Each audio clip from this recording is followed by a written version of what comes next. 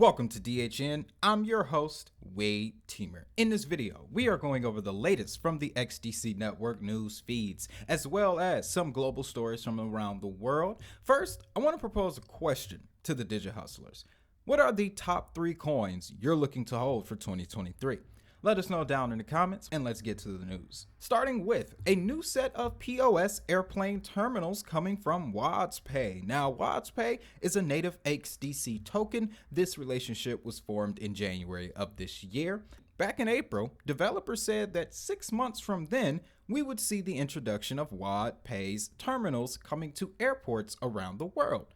Well, if you do the math, 6 months from April places us in October. So we can expect to see an announcement this month coming from XDC and Wadzpay. Now remember, Wadzpay also has integrations with Algorand, so this is going to be big for them as well, potentially.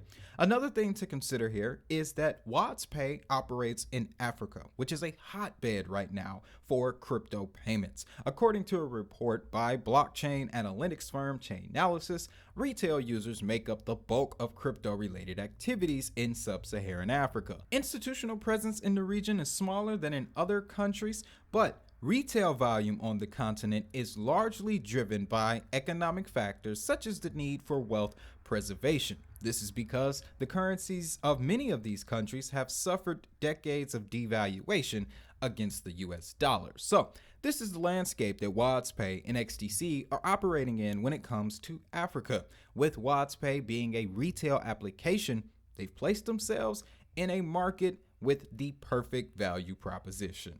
Next up, Comtech Gold, another XDC token, becomes the first token in the world to be fully backed by gold and receive the Shahara certification. We've gone over the Comtech Gold story before. My theory was that those gold deposits in Uganda that were discovered a couple months back could somehow be connected. Why? Because in the press releases around the event, if they were not calling the discovery a fraud, they included the fact that one of the biggest plans would be global distribution. Well, how else would that be possible if it were not for tokenization? That's what makes this story so compelling to me, because this certification is not just for the Middle East, but it includes Africa as well. In addition, there's another theory that suggests sometime in the future, maybe before 2030, we'll start to see crypto projects backed by precious metals. So every time I see stories like this, especially around XDC, that's exactly what I think. I know it's light, but if the goal in the future is to back crypto assets with precious metals, then this pretty much solidifies XDC in the future economy. That's big, very massive. Next, some big money is coming to the XDC ecosystem, courtesy of Business Newswire. It's a great publication, by the way. Definitely suggest you check that out.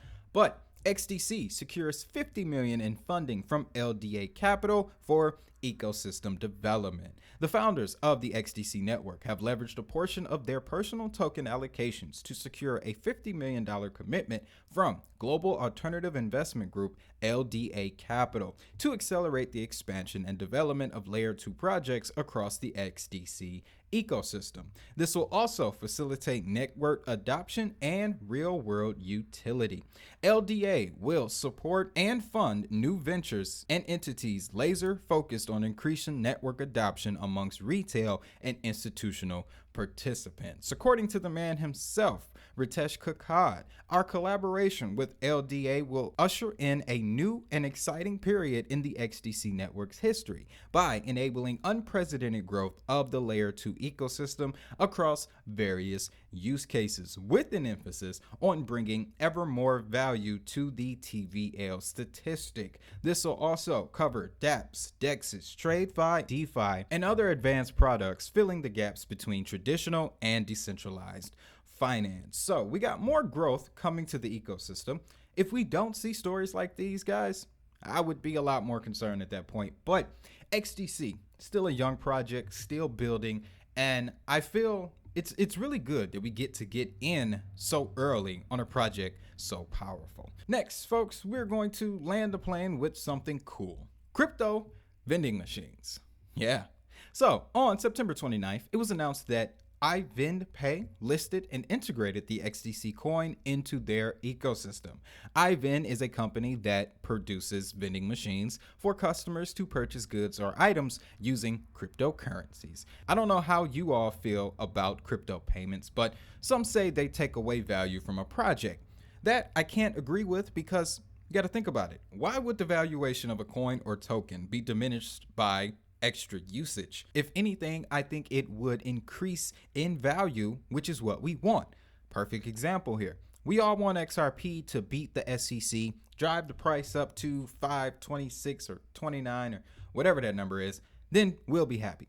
But what will ultimately get XRP to prices high enough for us to all retire, and this includes XDC as well, is the recognition of the fact that XRP is being used for payments, both retail and wholesale, around the world, and probably at your local vending machine.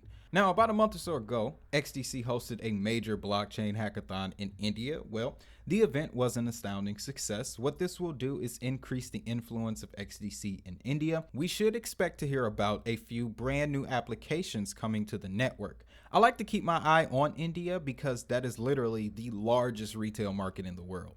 With that, that's all for this one, folks. Let me know your thoughts down in the comments. While you're down there, don't forget about your DHN Crypto Journal for 2023. Also, our Diamond Hustle members get access to exclusive crypto documentaries and education on a regular basis. Just click the join button under this video to learn more. And now, to all my Digi Hustlers worldwide, have a great day, have a prosperous day. And most importantly, if that money is digital, so is the hustle. I'll see y'all in the next video.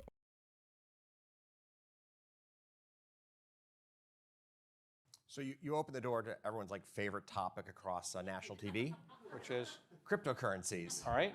And you've had a chance to ask me what I think about cryptocurrencies, and I'm so excited. What do you think about cryptocurrencies? Well, if you go to Las Vegas and you gamble, because you like gambling, it just gives you pleasure the way other things give you pleasure. Playing golf might give you pleasure, something. If you get pleasure out of it, you allocate a certain amount of your net worth and say, I'm going to take 1 or 2% of my net worth. I'm going to lose it in Las Vegas. Even if you win the first day and you win the second day, you think you're really a genius and you're going to win money, but eventually you're going to lose. So if it gives you pleasure to do the gambling, allocate enough money that you can afford to lose. So with crypto, that was my view for some time. If you get pleasure by watching the screens all day and saying you've just made a lot of money in crypto and so forth, allocate enough so that if you lose it, it's not the end of the earth.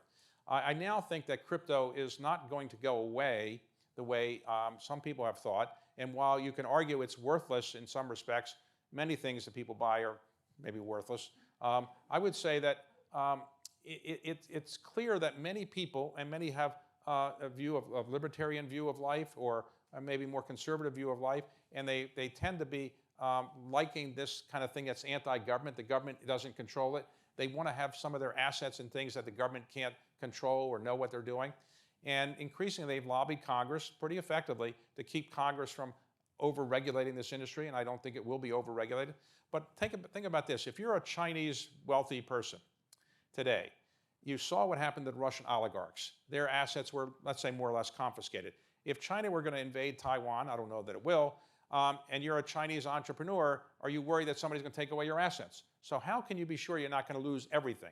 Well, if you put some money in something called crypto, where the government doesn't know what you have, you can move it anywhere around the world. It's not going to be devalued by government inflation. It's not the worst thing to put some of your money in.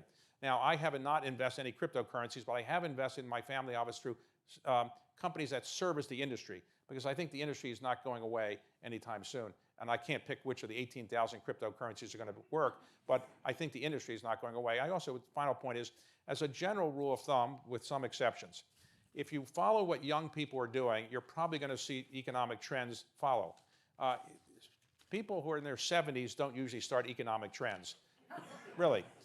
People that got involved in internet kinds of things, or smartphones or computers, they tended to be initially in their 20s. And the people who are often very involved with crypto tend to be in their 20s or 30s in some cases. And I interviewed one person in this book who's a little bit older, Mike Novogratz, and he's made a fortune in it, but he's also lost a lot of money too, but he's way ahead. Other people who've made money in this area, I think, are generally younger, but I don't think it's going to go away, is my general view.